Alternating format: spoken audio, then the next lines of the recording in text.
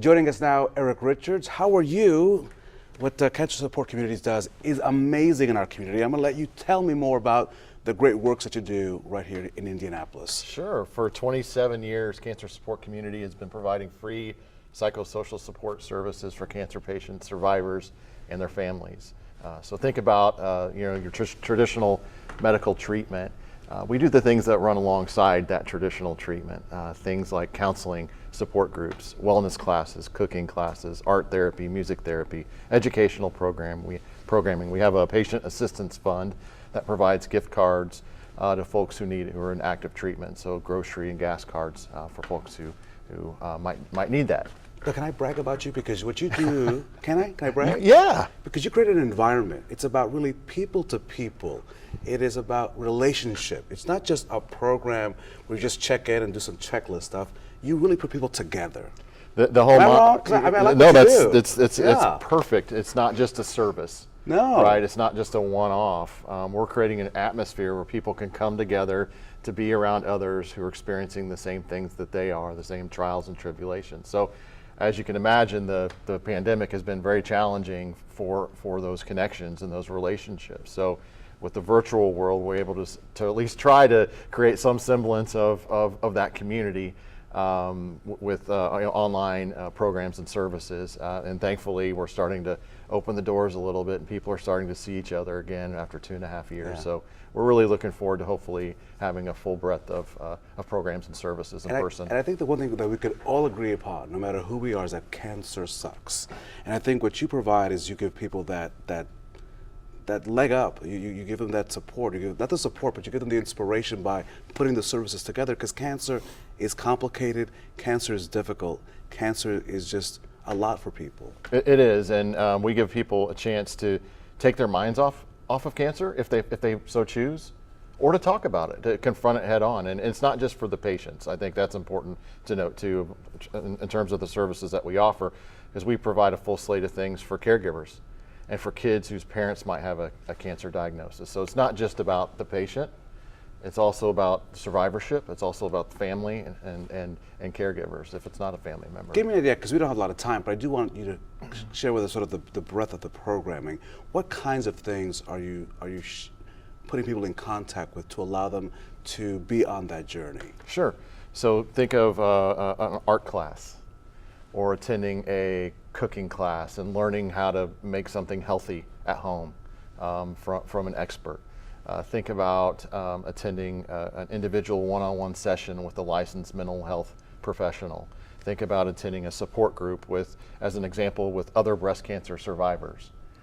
Think about going to an educational program and learning about the latest and greatest and some of the technologies that are being instituted into cancer care by partnering with one of our local healthcare partners. Those kinds of programs and services are what we're talking about at Cancer Support Community. How key is it to have that son, daughter, friend, neighbor walk with you on the journey? Well, I think it's much like anything else in life with having a friendship. In this case, you're going through one of the arguably worst times of your life, and really having someone to lean on is critically important, especially someone who knows what you're going through. Right. And it's one thing to have a great family support structure and people that you can lean on, but it's a whole different thing entirely when you have someone who's walked the walk, gone through what you're going through, or going through what you're going through right now. Definitely a dark or maybe difficult moment, but you folks provide the light. You're also now expanding into Bloomington, which means more people can actually connect with your services. Yeah. So we opened a South Central office. Ribbon cutting was a few weeks ago to service 11 county region from Martinsville all the way to Paoli and points in between. We have a brand new office on 3rd Street in Bloomington. If you're familiar, just about a mile east of I-69. So really servicing that portion of the state with the same tried and true programs and services that we've been providing in central Indiana for 27 years. This brings you a lot of joy. And what is that? I mean, because again, this is a tough issue. Yeah. And this is about giving people hope and giving them some empowerment. What makes you smile, considering the delicate and difficult discussions you have to have? People ask me a lot, isn't that a sad place to work? And yeah, there are times when it's sad because you get to know people.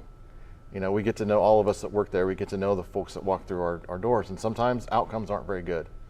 But by and large, even when faced with those outcomes, we've seen some of the most incredible people, and I know you interviewed one for a story here recently, who has a terminal diagnosis, but he lives every day the carpe diem. You know, sees the day. He just sees the day, Sees and the day. you know, and you what would you do in that situation when you knew that your cancer is never going away and you're not going to live forever? You know, and so when you see those folks, it kind of takes away any of the stressors that you have. You have a bad day for really no reason, but Sure. the small reasons that we come up with on the regular to have a bad day, and you experience the hope and the positivity and the living of life with someone.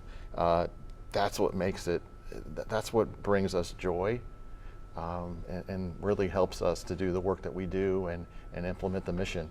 You have a big event coming up in which the public can support you. Yes. If they can't make the event, they can surely send a donation. But tell me about the big event coming up and how the community can connect with you. Sure. Laughing Matters is our largest fundraiser of the year, featuring Colin Jost of Saturday Night Live fame. We're really excited about bringing him in on June 4th. Really, those funds help us do the work that we do and provide it and keep it free for people who are impacted by cancer in the community. So coming up June 4th at Clues Hall, and people can go to cancersupportindy.org or Ticketmaster to purchase tickets and come to the comedy show. Eric Richards, I want to thank you for you being a source of just light. Not only you, right, because you work with a great team of people and volunteers that every day are committed to really helping people through a difficult journey. And I think to have an organization like yours in place that people can lean on is amazing. So I want to thank you. All the best to you. Rafael, nice Come on to see back. you. Come on back. Go Grizzlies. We're Franklin College alums, so listen, there's a connection, but he's a better human. So thank you so much. Thank you, Ron. And all the best to everything you do. Thank you. You too.